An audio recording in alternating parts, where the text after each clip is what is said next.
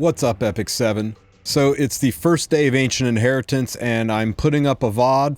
I hope you guys enjoyed the stream this morning, but I wanted to put this out as a little bit of a guide because there's some things in Ancient Inheritance that, as we expected, have surprised us.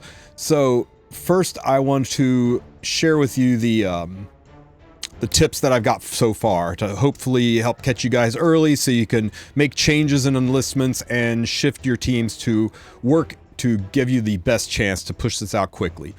First, we were a little bit wrong about the floor boss Prongo. All of the things made it look like he was a dark boss, and he is, but he isn't. What I mean by that is when he first appears, he appears as a light boss, and then he runs away at half health and the RGB wardens show up, and when you kill the wardens, he comes back in a different location as a dark boss. So you will need light team as well as dark team to beat him. So I am strongly encouraging everybody to kind of split their guilds up into roughly a third of you go light element, a third of you go dark element, and the other third splits up into RGB elements to handle the wardens and other mini bosses. Let me show you what I've sent my guild. You guys can decide whether or not this is the best plan for you. I think it's pretty good. So this is what we've got so far. First, your starting relics, right? You get presented with these starting relics. Now, the exploration journal is really nice, doubling the XP from your exploration, and this includes looking at backpacks and collecting stones. That's huge, but it only has a 30% chance to proc, so it's not that huge, but it is really nice. The Wulf's Gauntlet, when you battle a monster that's higher level than you, it increases your Tundra's Blessing effect by 1. That is giga huge, but only when you're fighting monsters that are higher level than you. That's going to have diminishing returns when you get to higher levels. By the time you get to floor 3, you're going to be stronger than every boss you fight, so the Wulf's Gauntlet's not going to have any effect at all. Early on, it's really good for a head start, but its effect is going to taper down. So you've got the RNG mechanic gotcha version where it has a 30% chance, so 70% of the time it's doing nothing. You got the one where it always works until you get to a higher level and suddenly it never works. And then portable telescopes. This, by selecting a tile, you can sight this other tiles near the selected area.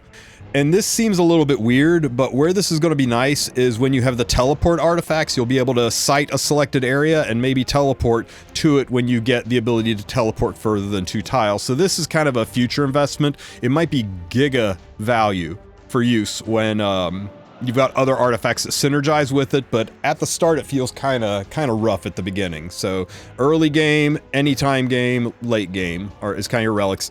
Pick the one that you like and run with it. I went with Exploration Journal because I knew XP was going to be a big deal. So now that you've gotten that out of the way, what I want us to do is to split the entire guild so that a third of us are running dark, a third of us are running light, and a third of us are running RGB. We've done our best to split up like that. If you have screwed up and you need to recall elements, that's fine. It's early on. You get 10 recalls per season, so you can have people recall and specialize in specific elements. It's completely fine to go for 2 elements, by the way, but don't go for more than 2. There's no way you'll be able to keep pace with the fight if you run 3 or more elements. By the time you get to level 2 and 3, your level's going to be so much lower than the enemy levels, you're not going to be able to contribute. So pick 2 and stick with it. I'm running light and dark because I like killing Prongo, but you don't have to do that. Pick whatever colors you like. I'm going to be suffering a little bit from Weavers for doing that. But when you spawn in, you will either spawn at the top or bottom spawning point, and the way the game works is it alternates. So the first player that spawns in will hit one spot, this next player that spawns in will go to the other spot. So if you spawned in south, the next guy that logs in will spawn north, then the next guy that spawns in will spawn south. So if you want to work with people, you got to time it a little bit so that somebody spawns between you, otherwise you might be on opposite ends of the map.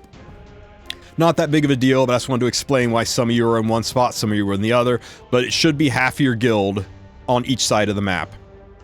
Now, once you spawn in, first thing you need to do is level and build the rage counter. Prongo has a 1000 rage counter, and you need to kill normal monsters to piss him off enough to make him show up.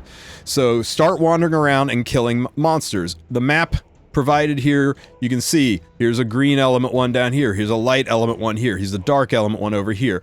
The color of the border will denote what element it is. Now, there may be multiple elements in the fight, like you might fight a green fight, and the green fight will have a green and a blue person. You still only get XP based on the green monsters. It'll say right on there that the EXP boost is for a specific element, so you can't double dip. If there's green and blue in a fight, you can't take earth and fire and boost both of them. You only boost the primary color of the fight. Now remember, you are going to fight opposite elements. So if you are fire, you want to hit the greens. If you are ice, you want to hit the reds. If you are light, you want to hit the purples, and if you are dark, you want to hit the yellows, and so on. Hit opposite elements so that you can get the XP boost. This is how you level your XP units inside of the game. So at the start, wander around and start kicking some butt to build up your level, but try to save. If you're purple team, light Prongo is going to show up. So if you're purple team, try to hold back some provisions so you can hit Prongo when he shows up. So you're going to go in a little bit light, right? You're going to go in, leveling up a little bit, but holding back so you can attack the first phase of light Prongo. So what you want to be doing is you want to be moving from the teleports towards Prongo, hitting some yellow fights along the way to level your purple units so you're ready. There is a shrine that lets you bring back from the dead units that have already been killed, but that can only be used 5 times per guild, so use it sparingly. When Prongo appears, the light team falls on the dark team falls on light Prongo like raptors to a doe and kicks his butt. You can only attack him twice per day, so you will need a lot of light elemental guildmates attacking him to drop him. Once he dies, the red, blue, and green wardens will appear. So while we're kicking the butt out of light Prongo, the RGB guild members should be moving to the element that they're strong against for the warden locations. If you're a fire elemental, you want to move over here to the earth warden team. If you're a water elemental main, you want to start moving your way over to the fire elemental warden and just hang out there. Loot some things along the way. Maybe use all your provisions getting there if it doesn't look like your guild's going to kill Prongo in day 1, and be ready. That way, the instant Prongo dies, the warden appears and you're right there, ready to kick his butt. And everybody jumps on it and boom, all 3 wardens drop at once. If you are a finely tuned, well-oiled machine, you'll have your players in place just ready to slam into it and hit it. Once all 3 of the wardens drop, Dark Prongo appears over here on the other side of the map. So the people that are running light elemental teams, they've been running around looting this entire time, waiting for the light guy to show up. And once it looks like the wardens are being attacked, the light people should start moving their way over to light Prongo's position so that when he appears, they can jump him, kill him, and open the portal, and everybody can go to floor 2. So to sum up, Dark Team, work your way over to light Prongo's spot, pick up some stuff along the way, and then wait.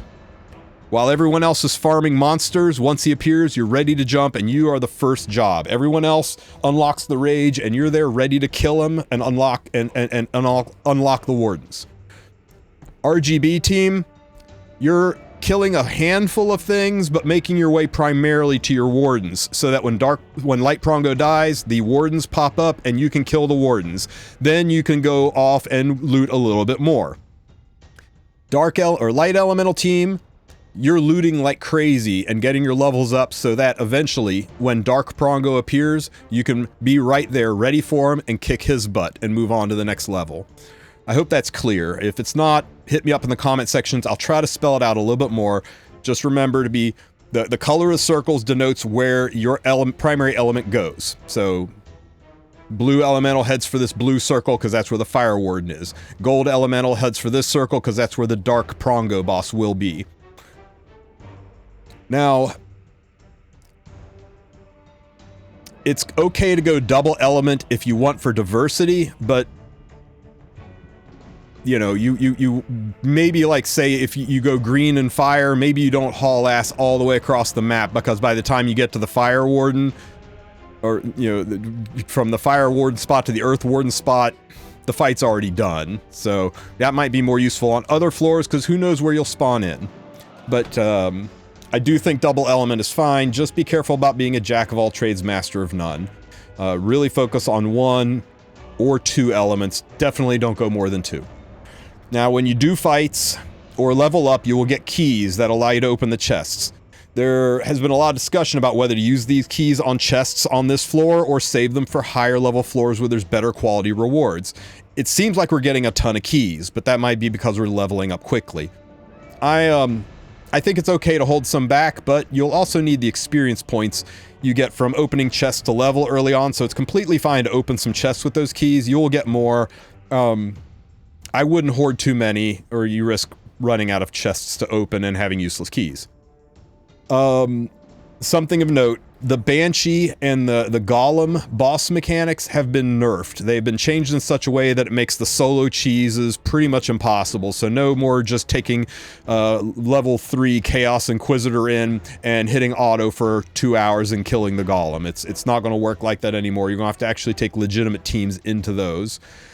The backpacks that appear on the maps, the backpacks will have 50 experience points, exploration experience points in them, and they seem to be an unlimited use. The tombstones that are on the map, there's one right over here, the tombstones give 100 EXP, and those can be modified by the exploration journal, so it's really a chance for 100 and 200 XP, 30% chance. Those, I'm told, have a limited use per guild, so make sure you check to see that they're available before you go way out of your way to get one. So that's about it. That's going to be my strategy moving forward, right? Is we divide into elemental teams, primary elemental teams, and if you're multi-elemental, you head for whichever element's closest. Like if you're blue and green and you're over here, then you're green team. If you're red and blue and you spawn in at the south point, well, now you're blue team.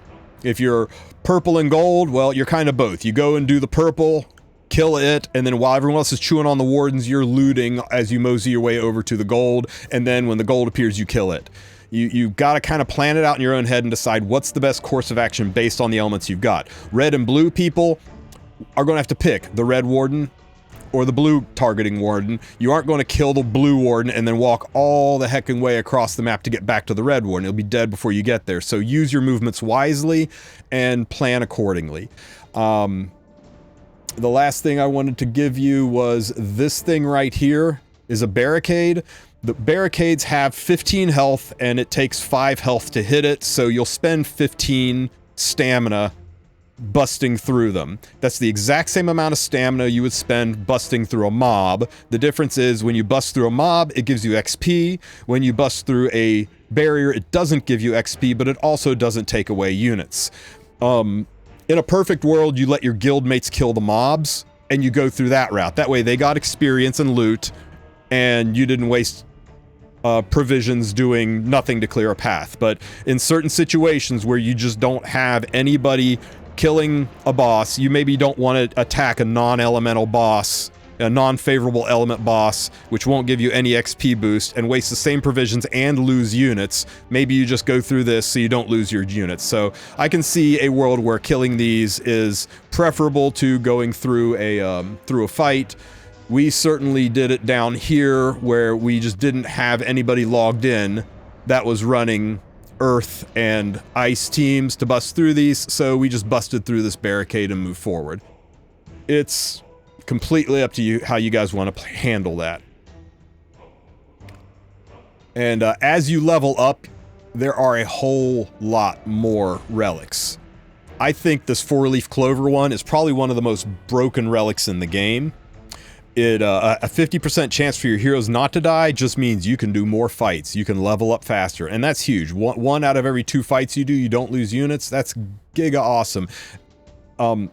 It's only versus normal monsters. It won't affect you if you are on the Prongo teams, but it's really nice for leveling up. The Conqueror's Flag, I think, is troll. I think this is nice for clearing through barricades or not barricades, but clearing through monsters who are blocking the path quicker. But all it's doing is for free reducing the number of hearts on a monster so that you can get through it quicker, but you don't get double the XP. You maybe rob another guildmate of his XP. I'm not sure that this one is really worth it. And battle objects become available within mobility range is kind of really nice. This means just when it's in your area, your lit up area, you can attack it or use it. You don't have to walk over to it. So the bronze ring is really, really pog. I'm kind of looking forward to getting one of those myself. There are other relics. There are lots of new relics, and some of them are neat. Some of them let you teleport. Some of them increase how far you can see. Be careful of the one that lets you teleport for 2 stamina. If you teleport to the space adjacent to you that you would normally walk to, it's still 2 stamina. You can't choose to walk over teleport, so that one is a little bit unpleasant to use when you're trying to fine-tune movement. You got to be very careful about where you teleport to, or you'll just waste stamina.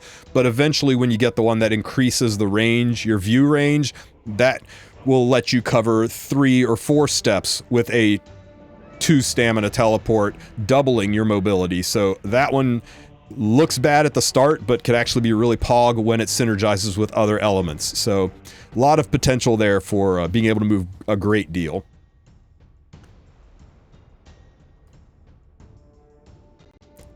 So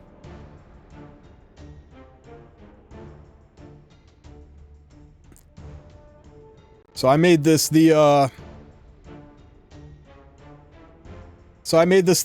notification for the guild to remind everybody to you know, make sure that we split up the elements pretty well, and to read the marching orders in Discord ASAP, because things have changed. So hopefully people see this and read it and don't just ignore it. This is going to be slow. Hey, somebody sent me 5 provisions. Isn't that nice? There's a relic that lets you send 5 provisions to somebody else in the guild. I wonder who did that. That's pretty heckin' awesome of them. Grim removed a fence. Hey, Bob Jack Saw, thanks for the provisions. Oh no, Shuma sent me the provisions. Shuma, you rock, you rock. Under rewards, looks like we've killed one of the alphas. Can collect the rewards from that. More XP, that levels me up to level 3. And that is pretty nice. The relics I've got so far, I got this broken arrow. I wish I'd gotten a better one, but the other 2 were pretty freaking terrible. So hopefully we get something better as we move deeper into the dungeon. I am currently building dark and light heroes. I've used all my light heroes, but I have got room to recruit some dark ones, so as soon as Light Prongo appears here, I'm going to attack him with my dark heroes. I'll come back down here, use the statue, and raise those units back to life, and then I'll hit them again. Remember, you can only hit them twice per day. Once that's done, the wardens will open up, and hopefully my RGB peeps will fall on those wardens like, oh, hard and fast. And then once that's done, we wander all the way over here to... he's over here somewhere, to where Light Prongo will pop up. I'm sorry, where Dark Prongo will pop up, and by then it'll be day 2, my light heroes will respawn, and I'll hit them with my light team. Whether or not I decide to change focuses and just go light and drop dark, that's left to be seen. Remember, if you have picked elements you're not happy with, or if you've picked more than 1 to 2 elements, you can always go to your enlistment tab. You can click on the color, the hero you don't want, and you can withdraw them. Warning, you can only withdraw 10 heroes per season. Not day, not week, the whole AI event. So use it sparingly. I already withdrew 4 because I had to take my fire heroes out so I could have room for some dark heroes. I might wind up using these last 6 to take the dark heroes out and specialize in just light. I'm not sure if being a single element is going to be good, or if you want to stick with dual element. It really depends on how fast we're able to level up the elements. Once you cap out an element, you may as well start a second one. If we can cap them out pretty easy, I think 2 elements is the way to go. That way, no matter where you spawn in on the map, you'll be able to help. I mean, imagine if you decided to go fire element, and yeah, let's say you decided to go fire element and you spawned in the southern area. I mean, you're really gonna walk your ass all the way up to this corner? So maybe you shift to ice element, or green element, or light or dark. Talk to your guild, make sure you've got great elemental coverage. teamwork is going to be key. Get into a Discord call, communicate with each other. I think you're going to need 3 to 4 members on each element minimum. Ideally 5 to 6 on each element in a perfect world. I hope this helps you guys out. We'll stream Ancient Inheritance again tomorrow, and if you have any questions, ask them in the comments section. And as always, like and subscribe. Have a great rest of your week, everybody.